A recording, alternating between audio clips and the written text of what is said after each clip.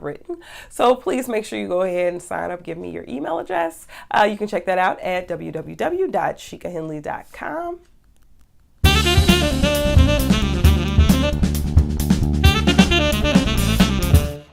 Hello everyone, and thanks so much for tuning into my channel this week. Now before we move any further, you know exactly what I'm going to do. If you have not already done so, please be sure to subscribe to my channel. And if you like this video, please be sure to hit like. One more thing, if you haven't already done this, please be sure to bell me so that way you'll get updates anytime I post new content. And if you're interested in reading the blog for this particular video, you can check that out at www.shikahenley.com. Okay, so this week I was actually supposed to do a different topic. However, as I was sitting getting some work done for grad school, I realized that when I give grad school tips, I always give them as if I am speaking from the best possible scenario or as if you are reading this before you've started a class. But let's be real. Many of us are already in our programs. Like I am over 2 years in, and so some things just happen, like procrastination. So today I'm actually going to give you several tips. I have lots and lots of tips for those of us who just plain waited until the last minute. Okay, so this one is I waited until the last minute. Now what am I going to do? And I would like to say that this has been my procrastination method for both my master's and this particular my EDD. But I found that this has only failed me maybe once.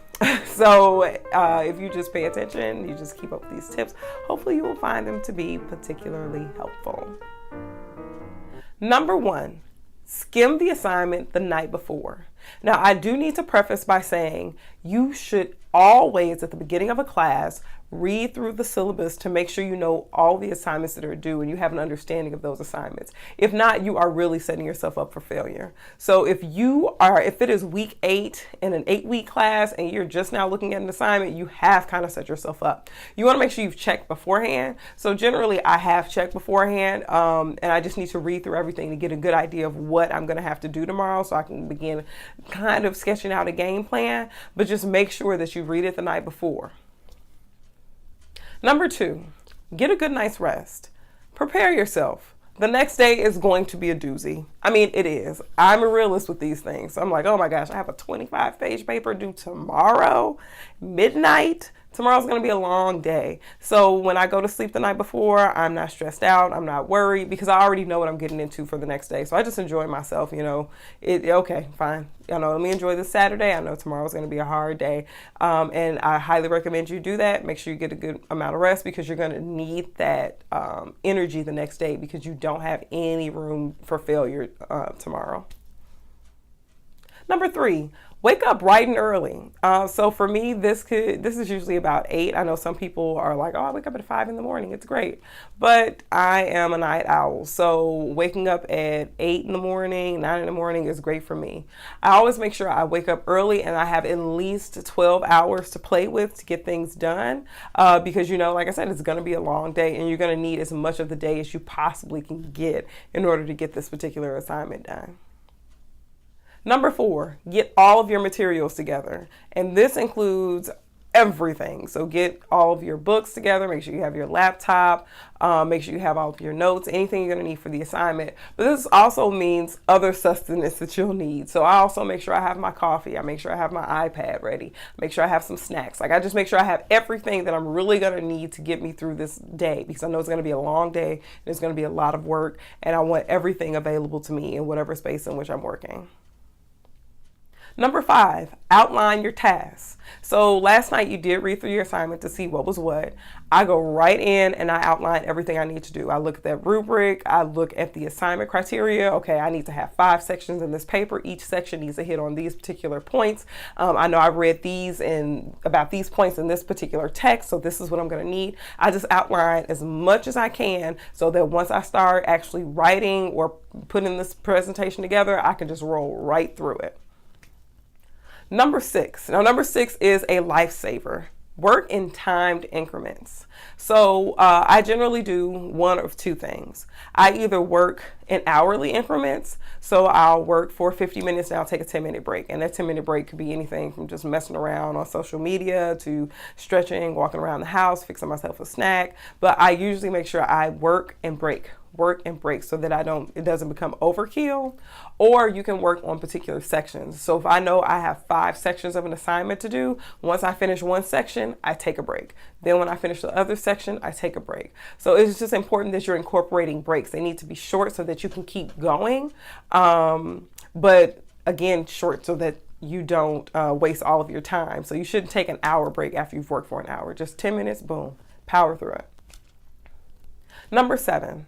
I also make sure I set an end time. So this is really going to be an estimation. If my assignment is due at midnight and I've gotten up at maybe 8 a.m. to begin working, I'll say to myself, okay, by 3 o'clock, I should pretty much be done with this. I should just be editing the final draft by 3 o'clock, or I should be ready to submit by 6 o'clock. But just make sure you have some sort of end goal in mind, because that helps you shift through and it helps you to time yourself as you're working on your assignment, on that paper, so that you don't get caught up in the minutia and you can just push through as you need to push through. Number 8, try to proofread and cite as you go. So everybody in grad school, just saying APA to you probably gives you hives.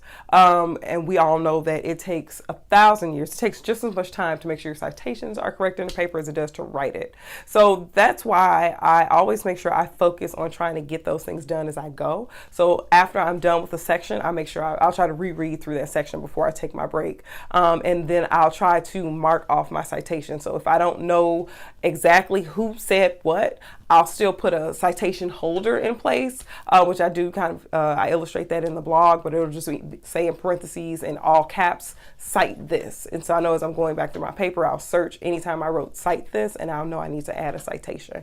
But just make sure you're doing that as you go, because we all know APA takes forever. Just citations take forever. I've not had to use MLA in grad school, but APA, it takes forever. And if you're doing it as you go, it just makes your life a lot easier. Okay, everyone, it is recap time. I feel like that went really quickly. I think it did. It went really quickly. But recap time. So I have given you my patented, I've waited until the last minute method for survival. And again, this has failed me maybe one time. So if you do these 8 things, you will set yourself up for success, because we all are going to wait until the last minute. Okay. So number 1, make sure you skim the assignment the night before. You're not going to get that done on Saturday night. It's 11 o'clock, you're going to go to sleep, right? So make sure you've skimmed it the night before to be prepared for the next day. Number 2, get a good night's rest. Don't even be consumed with the fact that you haven't gotten it done. Don't worry about it at this point. It's not done. It's not going to be done in 2 hours.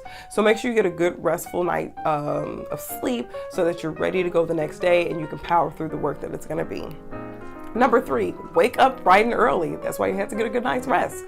Make sure you wake up and you have as much of the day as possible to get your assignment done, because you're gonna need that time.